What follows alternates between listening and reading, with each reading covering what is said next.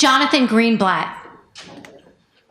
Jonathan Greenblatt, since graduating from Tufts, you have made a deep imprint through your involvement in a range of ventures, public and private, all of them having a deep, positive social impact. Graduating from Tufts in '92, you went on to receive an MBA from Northwestern. You've served on many charitable boards, created enterprises to solve society's problems, and taught social entrepreneurship. Among these nonprofits are the African Leadership Foundation, Kavita, Kaboom, and Water.org. You helped found All for Good, one of the largest databases of volunteer opportunities. Also, as a founder of Ethos Brands, you were pivotal in helping the Starbucks Foundation in its efforts to bring clean water to a multitude of developing nations. You were recruited to work for the Obama administration, where you served as special assistant to the president and director of the Office of Social Innovation and Civic Participation. While there, you expanded AmeriCorps and the Social Innovation Fund, resulting in $1.5 billion in private commitments and innovations, such as the My Brother's Keeper initiative and the Joining Forces Impact Pledge. Perhaps, though, the most challenging opportunity in your illustrious career has been your relatively recent appointment as CEO and National Director of the Anti-Defamation League. Your interest in this path was initially sparked by an internship during your time at Tufts in ADL's New England office. We all recognize the daily challenges that the ADL faces with a resurgence of hate crimes and anti-Semitism that crops up. To your great credit, you have renewed the mandate of the ADL by emphasizing involvement with members of all minority communities. On behalf of the Tufts University Alumni Association, it is my honor to bestow upon you the Active Citizenship and Public Service Award. Congratulations.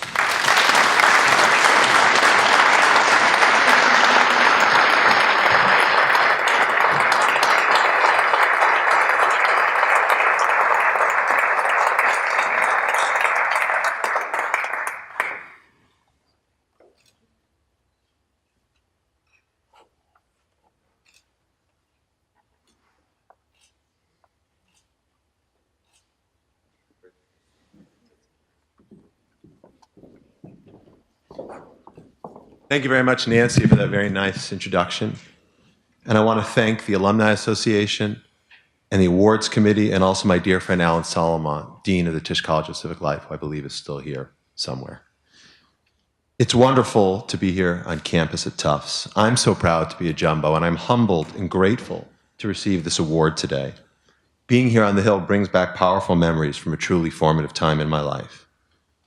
When I was on campus, along with logging my hours for Tufts dining services, I found time to take classes at the X College, to attend services at Hillel with Rabbi Jeff Summit, whose compassion and warmth still enriches this community today, to write and edit articles for The Observer, which we heard about a bit earlier, to host a radio show, a well-listened-to radio show, at WMFO, to sneak off campus and buy $8 tickets and watch Red Sox games in the bleachers at Fenway Park, to spend time with my fraternity brothers from Sig Ep, several of whom are here this evening, and yes, to intern at the Boston office of the ADL, as Nancy said.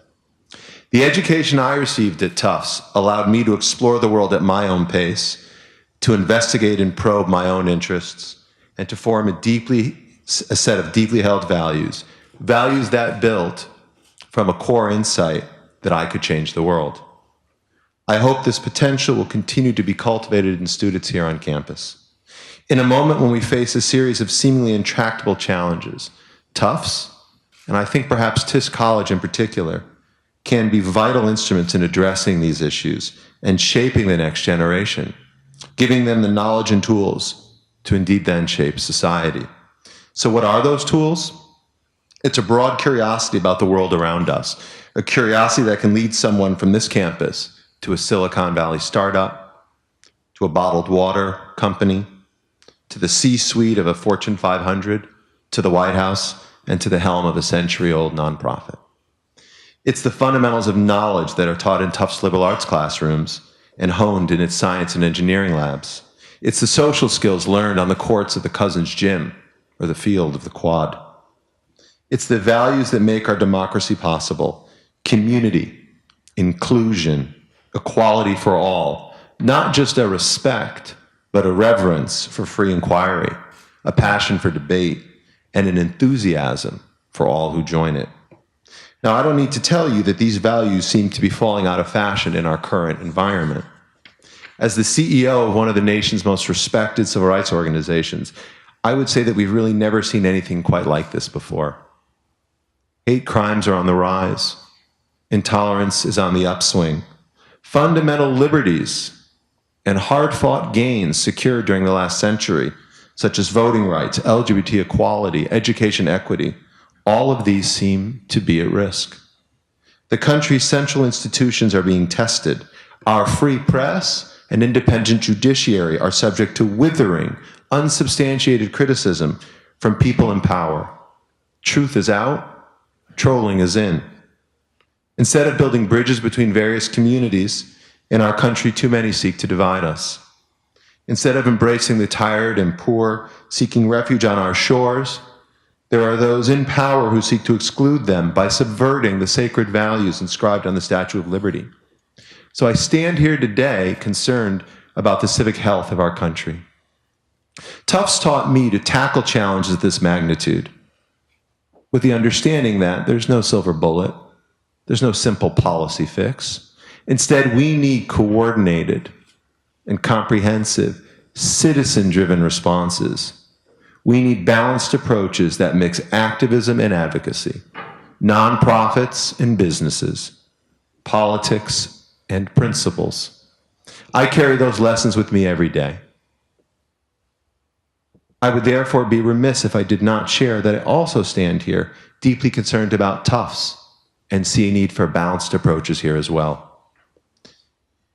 As many of you know, on the eve of the Passover holiday a week ago, the Tufts Community Union Senate voted in favor of a resolution calling for Tufts to divest its investments in companies that do business in Israel. This is part of a wider anti-Semitic movement known as Boycott, Divestment, and Sanctions, or BDS, that is attempting to make itself heard on campuses across the country. I, the ADL, and many others see BDS for what it is, an initiative that does not seek to resolve the long-standing crisis in the Middle East, but rather to perpetuate it by delegitimizing the state of Israel and denying the Jewish people the right of self-determination. In this way, BDS is an attack on the Jewish people itself. Now, I don't have time to get into all the details of this debate, but know that if you believe in a just and equitable and peaceful resolution of the Israeli-Palestinian conflict, as do I, as does the ADL, as do many others, then a simple read of the facts and a basic grasp of history demonstrates the necessity of a two-state solution. And that solution will not come about with BDS resolutions that foment distrust, distance, and demonization. So on its face, I find the BDS resolution passed by the TCU Senate deeply disturbing from all of my personal perspectives. As an alumnus who cares deeply about Tufts, as a nonprofit executive who cares about justice and fair treatment, and as a Jew who cares about the fate of his people. Now, some will say that this resolution is pure rhetoric, that this university, like every single other university across the country, will not modify its investment decisions or abrogate its fiduciary duty based on a student resolution. In fact, just yesterday, the Tufts trustees reaffirmed their commitment not to divest from companies doing business in Israel. But as I learned more about the process that preceded the vote and the actions that followed it, I must confess that I also feel deeply troubled by the way in which the issue was handled. Faced with an emotional and explosive topic such as this resolution, it is the role and responsibility of the university as educators to teach and guide its students, to show them how a respectful and inclusive debate happens, not to influence the outcome per se, but to guide young people with policies and processes that allow all voices to be heard and all views to be considered. By all accounts, this didn't happen here. The vote was intentionally timed right before the Passover holiday in order to reduce the ability of all the interested Jewish students from participating in the debate. This meant that a number of individuals were forced to choose between practicing their faith and defending their people. This was a shameful tactic designed to silence the voices of Jewish students in the pro-Israel community here at Tufts. Moreover, I have heard several firsthand accounts, and many of you on campus who are students will know this better than I, that the resolution's backers basically bullied those who abstained and condemned those who voted no with deeply and offensive personal attacks. Such indecent behavior debases the entire Tufts community. In the face of such a situation, it's vital for the university leadership to step up and model moral leadership, to teach the student body as it explores controversial issues and to draw boundaries when individuals or groups overstep. Yet again, right when this happened, that didn't take place. To paraphrase those of you who were paying attention at Seder last week, this moment was not like other moments. The emotional nature of the issue warranted more than a clinical letter written after the fact and buried on the Tufts website. The letter neglected to effectively address the pain that resulted from the deeply cynical tactics of the proposal's supporters, let alone the hostility of the resolution itself. The lack of empathy did little to soothe the punch in the gut felt by so many who love Tufts, but who inexplicably felt left in the lurch. And this was particularly challenging because Rabbi Summit and so many have worked so hard to cultivate right here a rich and supportive environment for Jewish students, one that embraces appropriately all of them, regardless of their levels of observance, one that cherishes all of them, whether they belong to APAC or J Street. And I applaud Rabbi Summit for his leadership. But what concerned alumni, students, friends, and community groups like ADL is that we expected and still need to hear now a forceful and public acknowledgement of the right of freedom of speech and the integrity of the TCU Senate, and that principles of free speech and fair play mean that all students should have ample opportunity to express themselves and participate in an inclusive and open process. Again, not to prejudge the outcome, but to preserve the liberty of open and fair debate. I encourage the administration to step forward in a more serious way and recognize the anguish caused by this action and the alienation it has sown among Jewish members of the Tufts community, both those currently on campus and those living in diaspora, so to speak. And if you are wondering what I am talking about, I would encourage you to reach out to other alumni, many of whom have called me in the week and a half since this vote and expressed their direct discontent. I urge the leaders on campus and the administration to demonstrate the humility to engage the community in town halls or online forums, to hear their pain with authenticity and to help with the healing. I would appeal to you to organize a task force that convenes alumni and administrators to review how this transpired and recommend steps to make sure it isn't repeated. And I would urge you to consider a code of ethics. Call it a covenant of active citizenship for student leaders, one that demands ethical behavior, that upholds democratic processes, and that creates accountability for those who fall short of these very basic standards. Now, I realize, I understand that it may seem odd for an alumnus to criticize his alma mater on the very day when I am receiving an honor from this institution.